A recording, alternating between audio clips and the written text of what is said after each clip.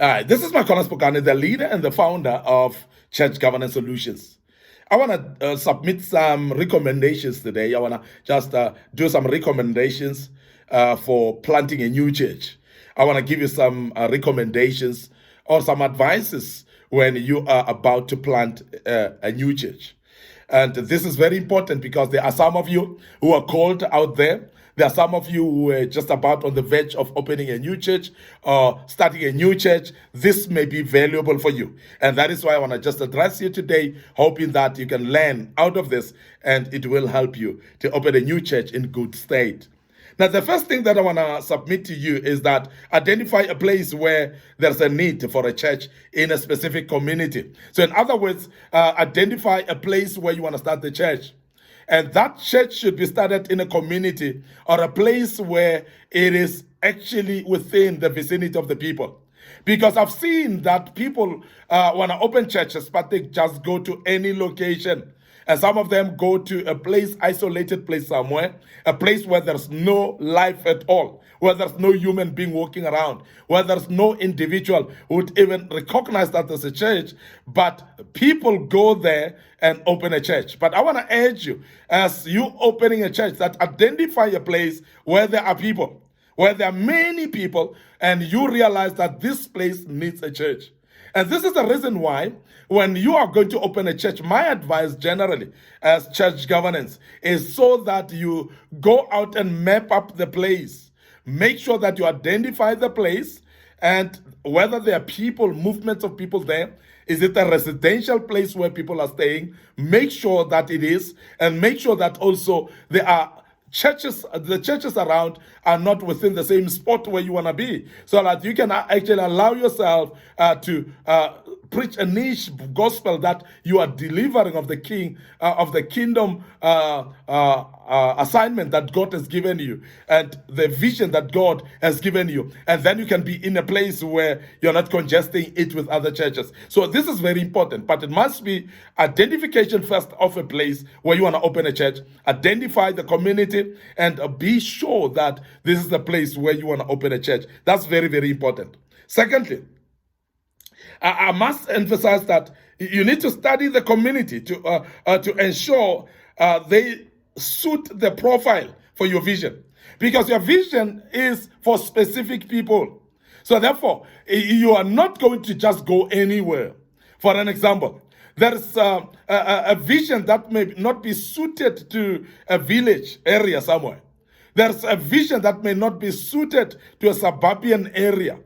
There's a village, the vision that may not be suited to a township or to a certain residential area because of the type of vision that you have. Let me give an example. Now, if your vision is for feeding the poor, and the vision is for supporting the poor, you're going to need to be amongst the poor. You cannot actually go to a suburb and open a church there while your church is actually for feeding the poor and supporting the poor. You definitely need to be where you can access the poor. And that is why, even if you are in a suburb, it must be that you are having the poor that you can access. I'm giving an example because there are times where you're having the poor, maybe 1,000 kilometers away from you, and you open a church 1,000 kilometers away. You're going to struggle actually to access the poor there. So therefore, the church should be within the proximity of the poor that you're going to support, because then you can be able as well to support the poor even better when you are within their vicinity, because you will understand also their needs. You will understand also what they're going through. Their plight will be understood. And therefore, because you will understand their plight, you will be able to support them even much more closer. And I want to emphasize this because it's very important that you identify, therefore, study the community and know that it suits to the profile of your vision. Consult with the relevant authorities like the chiefs or the councillors of the place, because remember that there are people that are ruling there. It could be the councillor, it could be the municipality of the place, it could be also the king or the chief of the place. You need to consult with the authorities. Let them be aware that you are here, you want to establish a church in their place so that they can authorize you to do so. There are those of you who open churches in places without speaking to the authorities. And while you've already structured and your church and put up even a structure or even built, you find that the authorities want to relocate you or they want to remove you, because you haven't spoken to them in the beginning, you haven't sold your vision to them in the beginning, and now they're chasing you away from the community. And that is a regressing state, because you are delaying yourself. You could have just from the beginning speak to the authorities, prepare yourself to start the ministry in a place in the right way so that people can support you. Even the authorities can support you. Because remember, when you've got favor from the authorities, you're going to reach out to the communities even much more better. I'm emphasizing this because it's a very important thing to do. Don't ignore the authorities in the place. Introduce yourself to the local pastors and the forums there, because sometimes if you jump the gun and go and open a church in a place where there are other pastors, if the pastors are not embracing you, they are not aware of you, the problem that you'll have there is that you'll start actually fighting each other with the pastors, because you're fighting for space, you're fighting for members, you're fighting for maybe doctrinal approach as well. So it could be that you are there, you're actually threatening the whole approach of the ministry in the place. Because remember that the other pastors, they know the place. The other pastors, they are there now as brothers and sisters as well. They should actually with you together work this kingdom of God together. Because remember, this is not about our own kingdoms. This is about the kingdom of God. Now, if that is about the kingdom, that must therefore tell us that we must agree as pastors in one local vicinity to be together, to work together. So therefore, if we are going to work together, we need to inform the pastors of the place and the pastors' forums that we are here to start a ministry, and let them be aware of us. And that's very, very key that we do so. And I want to also mention that you need to forge healthy working relationships with the other local churches. So work together with them as we are dealing with this as a kingdom, as I mentioned earlier. This is the kingdom of God. If this is the kingdom of God, let the community as well know that we are of the same kingdom.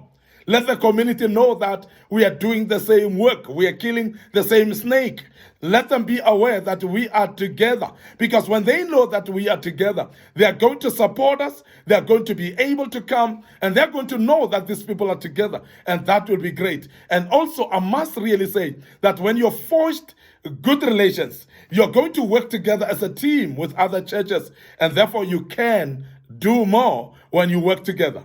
You can do more when you're united. Remember that you cannot formulate a kingdom that is divided. As children of God, dealing with the kingdom of God, it is very important that we unite the kingdom and the saints of God, that we may all be together in this thing. So I want to emphasize that please make sure that you forge working good, healthy, and working the relationships with the other churches around the place, and that will help you. Be prepared to start small and start slow and grow the vision gradually, because there are those of us who are impatient and we want to see a mega church within 5 days. We want to see a mega church within a month, and that is not possible. So I want you not to be impatient with your own vision. Start small, maybe in a room. Start it maybe in a garage at your own home, and maybe start praying there. Maybe start with your own family, only small, and start inviting the next door neighbors, and start inviting their next door neighbors as well.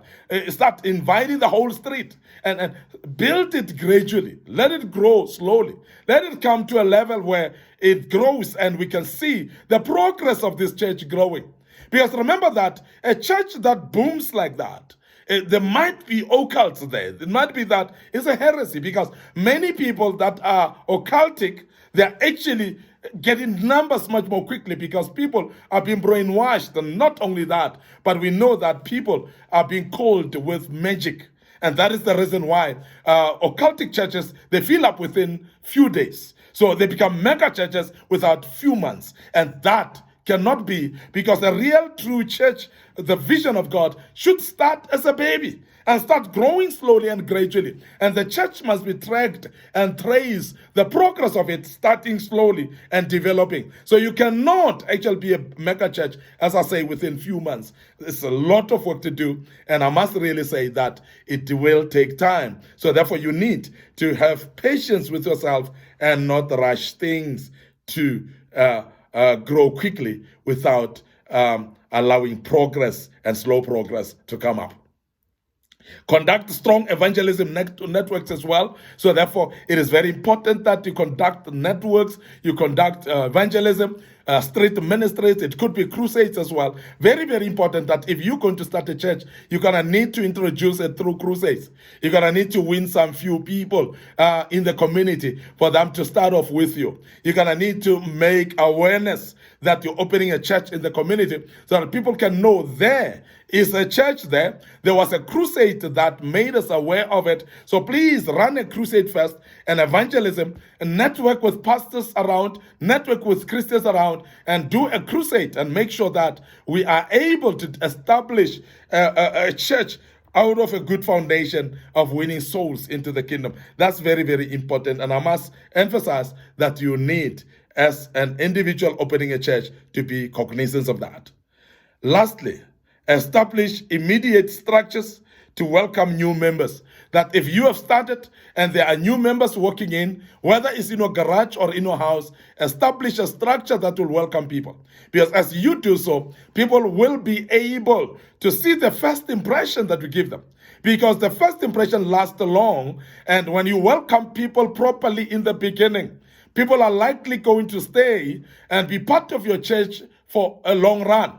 So this is very important, that we emphasize that welcome them right from the beginning and put up structures that will welcome the people and make them feel comfortable to come to the church more and more again. And by so doing, you'll find that the church will slowly grow and become a mega church that you're dreaming about. I want to end up here today. Your host, Maikona Spokane. Thank you very much for listening to us today once more and being part of this great topic. And I believe that you've learned quite a bit out of it. I want to urge you to join us tomorrow as we deal with another topic. But also remember to subscribe to our YouTube channel under Maikona Spokane, and make sure that you click that notification button as well to make sure that you follow us and you be notified every time we post a video. And that will help you. And may the good Lord bless you and allow us to say cheers for now.